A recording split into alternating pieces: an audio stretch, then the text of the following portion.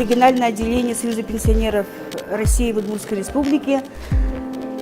Открылись мы 16 марта 2016 года. И сейчас мы сразу проводим такой региональный шахматный отборочный турнир среди пенсионеров по быстрым шахматам. Мы заявляли 30 человек, нас всего, наверное, по-моему, где-то чуть-чуть побольше, за 30.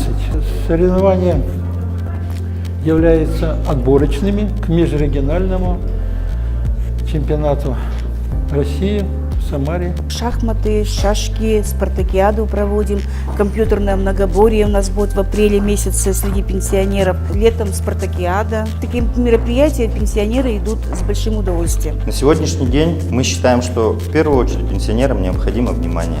Партия «Гражданская платформа» будет бороться за достойный уровень жизни наших пенсионеров. Это очень важно, поддержка таких мероприятий. Очень важно, что данные мероприятия проводятся.